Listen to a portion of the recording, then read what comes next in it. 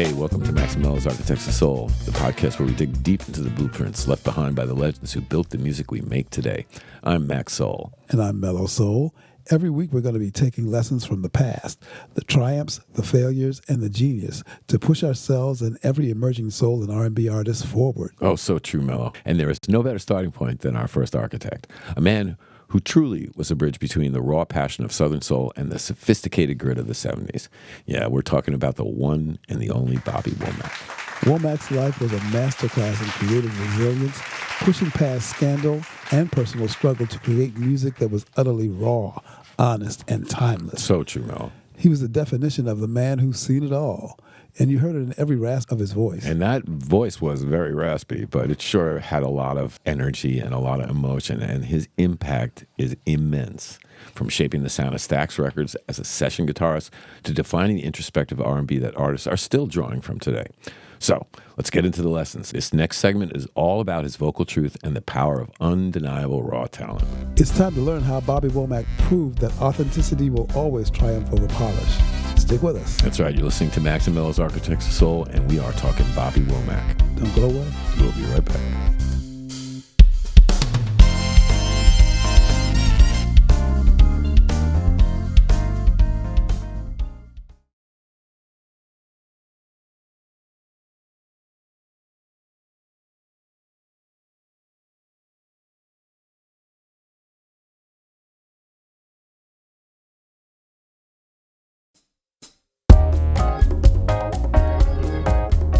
Hey, welcome back to Max and Mello's Architects of Soul. Mello, when you listen to Bobby Womack, you don't hear a technically perfect voice, right? You hear a sound that's been lived in, that raw, gruff delivery, and it was really raw. Well, what's the lesson there for young artists today? Well, Max, the lesson is vulnerability and truth. Today's R&B can sometimes be so auto-tuned and perfect that the emotion just gets lost. And what do we talk about all the time? Imperfect is totally the enemy of the good. Absolutely. And Bobby Womack's voice radiated pain, experience, and sincerity. Yeah, and that's something that rings true for you. Right. He reminded us that emotional truth will always resonate more deeply than technical perfection. And that really is the core of his genius. And a great story that illustrates his raw talent is the broken guitar anecdote, which I love. Which I always say all the time I love. But I actually do love these stories. This is why we tell them. So before he was an architect, he was just a terrified kid with a broken string and a really strict father. Yeah, his father, Friendly Sr., was a minister. Oh, and there's a string, right? Exactly. And he forbade him and his brothers from touching his prized guitar. But Bobby, being Bobby, played it constantly in secret. But one night he broke an E string and he was cornered. Yeah, well, so think about this now. Bobby Womack was a lefty and his dad was a righty, right? So he had to play the guitar upside down. So the E string was up top, not at the bottom. And so, you know, Bobby couldn't replace the string. No. And when his father, I mean, they were scared shitless that his father was going to kill them, right? And he, you know, dad, ready to punish him, instead offers him a challenge. He says, play. He gives him the guitar and says, play guitar for me. Well, young Bobby played every damn lick he knew. Everything he could play with so much raw soul and skill that his dad was absolutely stunned. The whipping was off and new guitars were bought. Not just for Bobby, but for his brothers too. I mean, that is a great dad move. Oh, yeah. It's the ultimate lesson for every upcoming artist. Raw, undeniable talent will always find a way to impress and open doors. Damn straight, because it resonates with people. No matter what constraints you have, if the talent is there, it will shine through. Yes. And Bobby Womack's voice was the blueprint for that raw soul storytelling. 100% agreed. That foundation of undeniable raw skill is what enabled everything that came next, and so much came next. So we got more to cover on the Bobby Womack Blueprint, including the scandal that changed his career and the financial lesson he learned from the Rolling Stones, which is a great story also. But first, if you like this content, please give us a like and subscribe to our channel. It truly helps us. It helps keep the lights on and helps us keep telling these stories. And you're listening to Max and Mello's Architects of Soul. We're going to take a short break and we'll be right back. Don't go nowhere.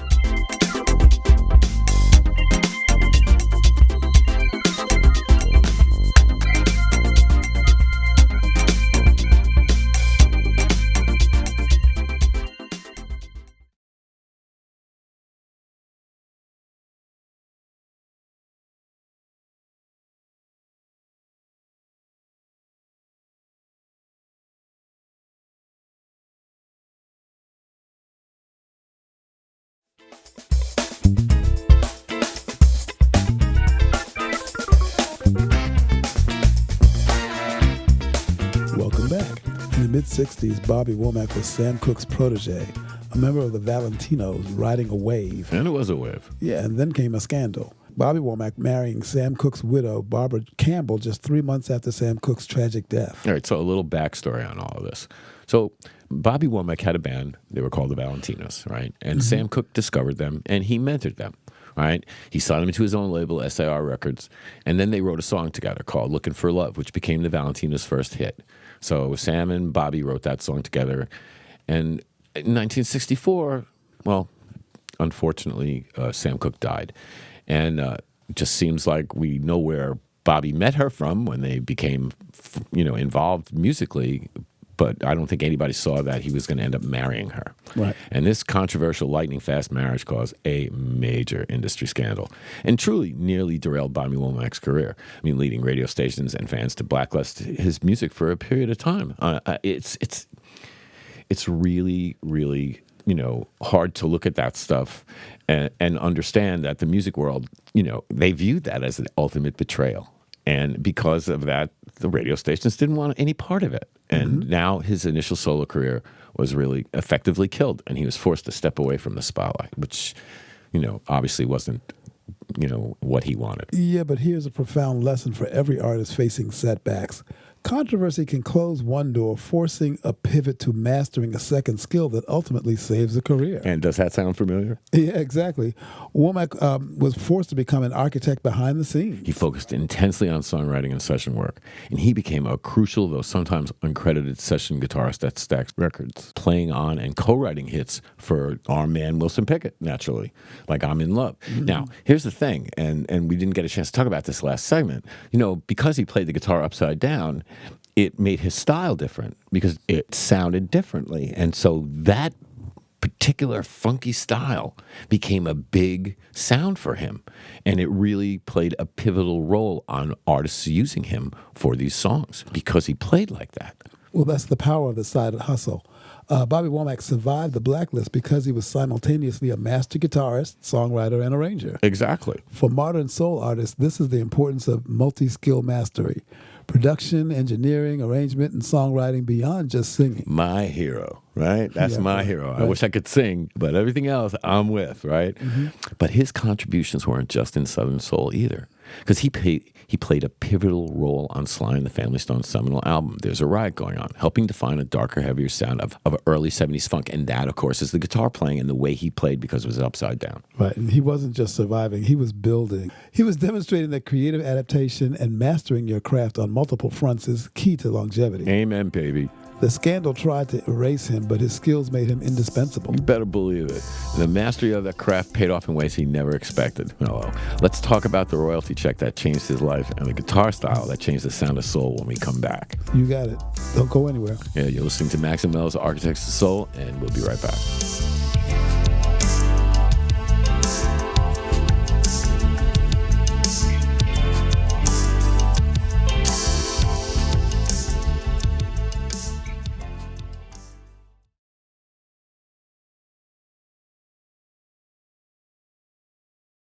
Thanks for tuning into Architects of Soul.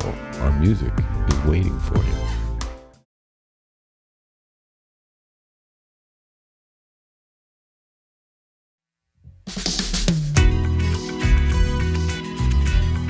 Hey, welcome back to Architects of Soul. So let's talk about the business of music, a lesson Bobby Womack learned the hard way. So his group, the Valentinos, as we talked about before, recorded a song called It's All Over Now.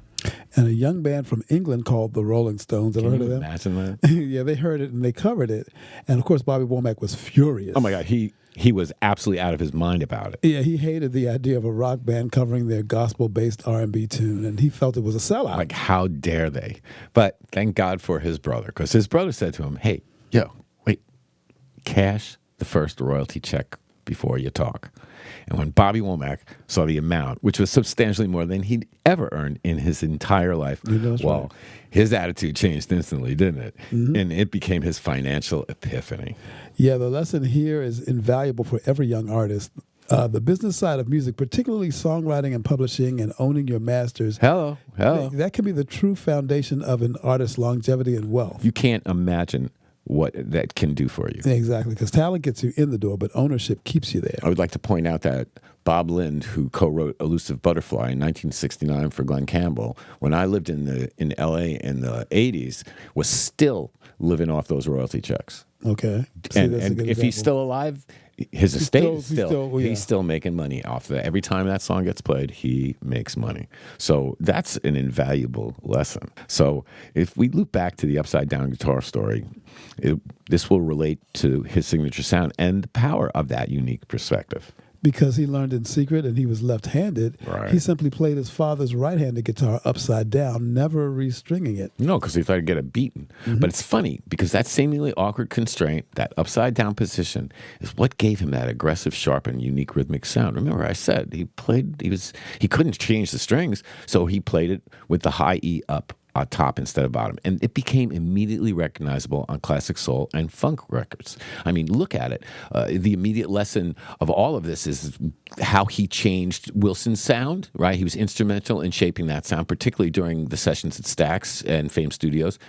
He co-wrote and played guitar on I'm in Love, which was a huge hit, right? Then Midnight Mover, another collaboration with Pickett that was phenomenal, and it defined another powerful, gritty Southern soul sound. He made big inroads. And then, of course, the Sly and the Family Stone stuff, which was a giant funk crossover. And he played a pivotal role on that 71 record of There's a Riot Going On, which we talked about before, too. His contributions, especially those funky, muted guitar lines, helped solidify the darker, heavier, and more politically charged sound that really defined funk music in the early 70s, showcasing his ability to seamlessly cross genres. I mean, he proved that embracing your unique sound and sticking to it, and he stuck to it, is the only way to truly last in this business. Well, we're going to break down his 80s comeback and the ultimate lesson in longevity right after we take this break.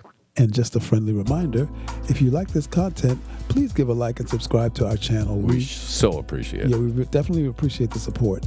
Meanwhile, you're listening to Max and Mello's Architects of Soul, and we'll be right back. Don't go nowhere.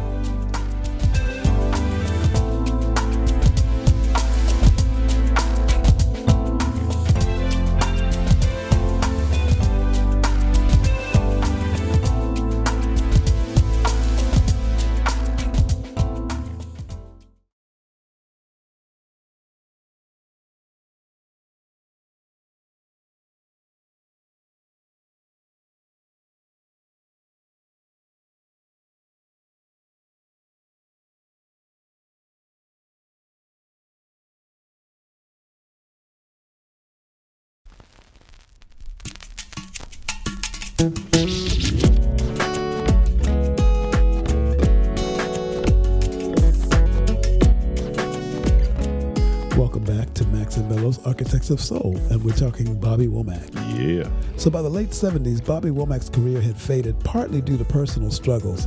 The charts were changing, dominated by disco and dance music. Remember that period? Oh, I do remember. It was brutal.